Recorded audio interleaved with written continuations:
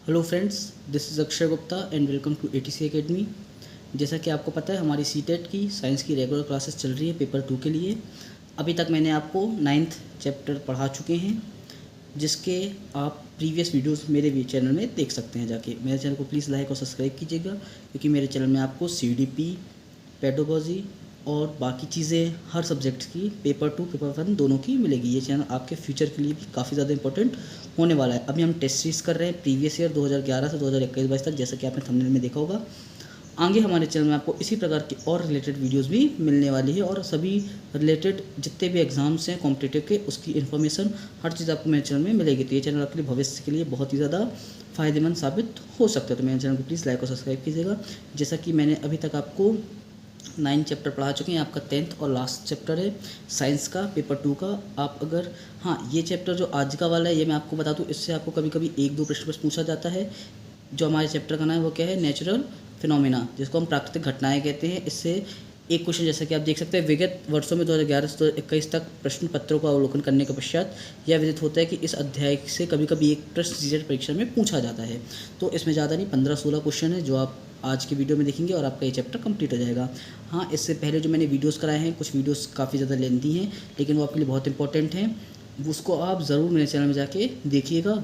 वो आपके लिए बहुत ज़्यादा इंपॉर्टेंट हो सकते हैं। तो क्या है, हम देखते हैं आज के चैप्टर में जो जो इम्पोर्टेंट क्वेश्चंस आए हैं प्रीवियस ईयर में। ओके स्टूडेंट्स, तो चलते हैं क्वेश्चन की तरफ। मेरे चैनल को लाइक और प्लीज़ सब्सक्राइब ज़रूर कर दीजिएगा। देखते हैं क्या है वो क्वेश्चंस। देखिए, पहले मैं आपको कुछ क्वेश्चंस बताता हूँ। 5-6 क्वेश्चंस है। इससे आने वाले विगत वर्षों में सिर्फ 4-5 क्वेश्चन ही है, मतलब टोटल आपके 15-14 क्वेश्चन बस हैं। देखिए क्या है, पहला क्वेश्चन बोल रहा है इसमें क्या, वायुमंडलीय दाब के कारण गतिमान हवा कहलाती है समीर, वायुधारा, तूफान या उपरोक्त में से कोई नहीं। तो इसका सही आंसर आपका क्या, समीर। जो वायुमंडलीय दाब के कारण गतिमान हवा होती है वो क्या कहलाती है, समीर कहलाती है। ठीक है, देखते हैं स्टूडेंट्स सेकेंड क्वेश्चन मेरे फ्रेंड्स क्या है। भूमध्य रेखा से गर्म हवाएं ध्रुवों की ओर प्रवाहित होती हैं और उत्तर ध्रुव व दक्षिण ध्रुव से ठंडी हवाएं भूमध्य रेखा की ओर प्रवाहित होती है। तो इस प्रक्रिया का निर्माण होता है तूफान का, प्रचंड आंधी का, समीर धारा का, गर्जन भरे तूफान का। तो अगर इसके सही आंसर की हम बात करें तो बोल क्या रहा है, भूमध्य रेखा से गर्म हवाएं ध्रुवों की ओर प्रवाहित होती हैं और उत्तरी ध्रुव व दक्षिण ध्रुव से ठंडी हवाएं भूमध्य रेखा की ओर प्रवाहित होती हैं।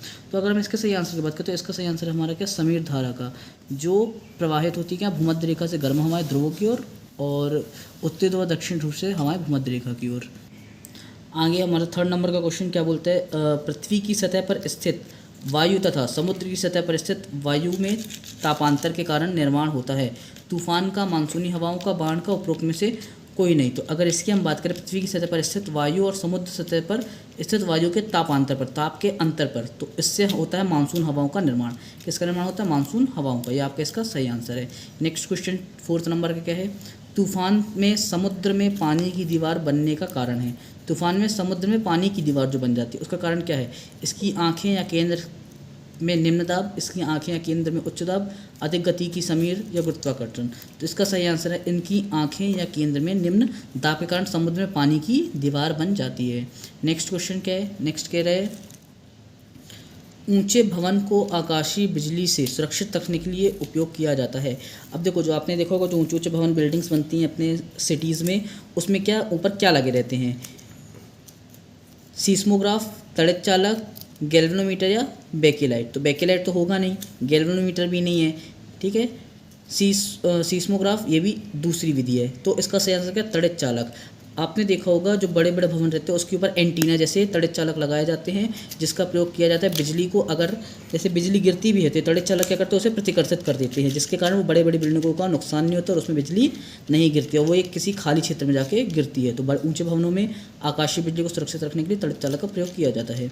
नेक्स्ट क्वेश्चन कहते हैं क्या, सूक्ष्म समय के लिए पृथ्वी की सतह कंपन होना कहलाता है। अगर थोड़े समय के लिए पृथ्वी कंपन करती है तो वो क्या कहलाता है।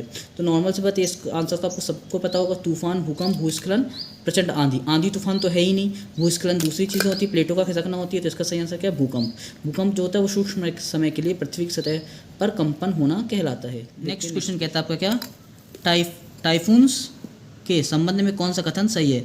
टाइफून्स के संबंध में कौन सा सही है कथन। कथन क्या क्या है, चीन से समुद्र में बनने वाले ट्रॉपिकल या उष्णकटिबंधीय तूफान प्रचंड आंधी या टाइफून कहलाते हैं।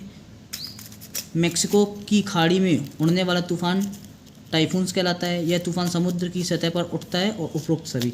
तो इसके अगर सही आंसर की बात करें तो इसका सही आंसर क्या है, जो चीन होता है वहाँ के समुद्र में बनने वाले ट्रॉपिकल या उष्णकटिबंधीय तूफान प्रचंड आंधी, ठीक है, क्या उसको क्या कहते हैं हम, प्रचंड आंधी या तूफान कहते हैं। तो इसका सही आंसर है।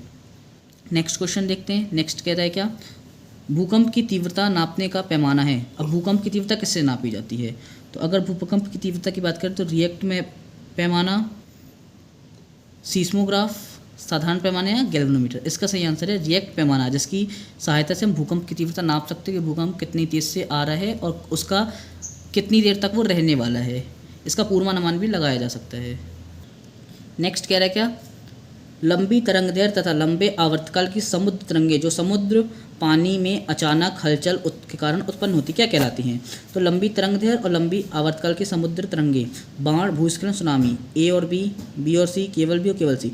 तो इसको हम कहते हैं सुनामी। भूस्खलन और बाढ़ ये दोनों चीज़ नहीं है। इसका सही आंसर है क्या हमारा, सिर्फ सुनामी। सुनामी ऐसी है जो लंबी तरंगदैर्घ्य और लंबे आवर्तकाल की समुद्र तरंगे जो समुद्र में पानी में अचानक हलचल के कारण उत्पन्न होती हैं।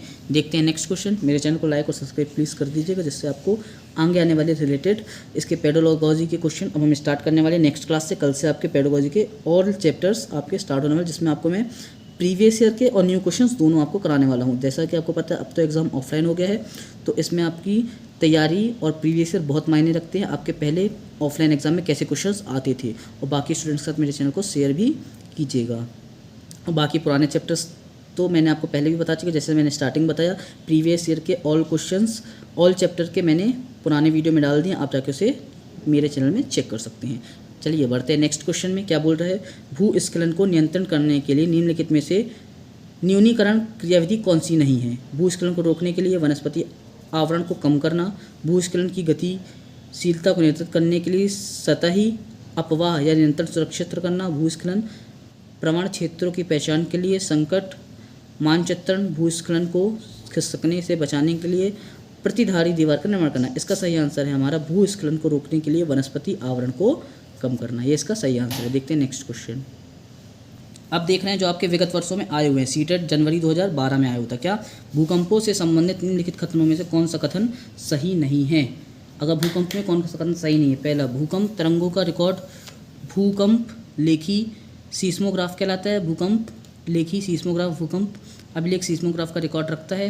रिकॉर्ड पैमाना रेखीय नहीं बल्कि लघुगणकीय होता है। भूकंप तरंगे केंद्र से उत्पन्न होती है। तो इसका अगर सही आंसर की बात करें, इसका सही आंसर है भूकंप जो लेखी होता है सीस्मोग्राफी, भूकंप अभिलेख यानी सीस्मोग्राफी का रिकॉर्ड रखता है। देखते हैं नेक्स्ट क्वेश्चन। नेक्स्ट आया आपका सीटेट फरवरी 2015 में। क्या है, निम्नलिखित पदों पर विचार करना है।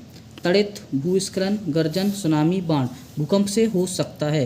अब भूकंप से क्या क्या हो सकता है, तो अगर जब भूकंप आता है तो उससे आता है क्या, भूस्खलन हो सकता है, सुनामी आ सकती है और बाढ़ आ सकती है। ये तीनों कारण किसके हैं, भूकंप से होने वाले। Next question. नेक्स्ट आपका कह रहा है, अपनी सुरक्षा सुनिश्चित करने के लिए तड़ित, झंझा, बादलों का गरजना के दौरान कौन सा मानव क्रियाकलाप नहीं करना चाहिए। तार वाले फ़ोन से बातचीत करना, ज़मीन पर उखड़ू बैठना, मोबाइल का उपयोग करना, छोटे पेड़ों के नीचे शरण लेना। तो कौन सा हमें काम नहीं करना चाहिए अगर बादल गरजते हैं। तो अगर बादल गरजते हैं तो हमें कभी भी तार वाले फ़ोन से बातचीत नहीं करनी चाहिए। इसका सही आंसर है। Next question. नेक्स्ट आपका कहते हैं, किसी इमारत में तड़ित चालक क्यों लगाया जाता है। वही तड़ित चालक वाली बात, तो क्या बिजली से बचाने के लिए, मैंने आपको पहले ही बता चुका है। क्या यह तड़ित बिजली को इमारत पर गिरने से पहले से ही विकर्षित कर देता है। यह बिजली को उस क्षेत्र में बलपूर्वक गिरा देता है जहाँ कोई इमारत ना हो। बिजली के इमारत से टकराने पर उत्पन्न आवेश को यह भूमि में संवाहित कर देता है। और लास्ट पूछा क्या, यह बिजली की विद्युत शक्ति को एकत्रित कर लेता है। इसका सही आंसर क्या, यह बिजली के इमारत से टकराने पर उत्पन्न आवेश को भूमि पर संवाहित कर देता है, जिससे इमारत पर कोई नुकसान नहीं होता है। ये आपका रहा इस चैप्टर के ऑल क्वेश्चंस जो आपके प्रीवियस ईयर के थे और इम्पोर्टेंट थे।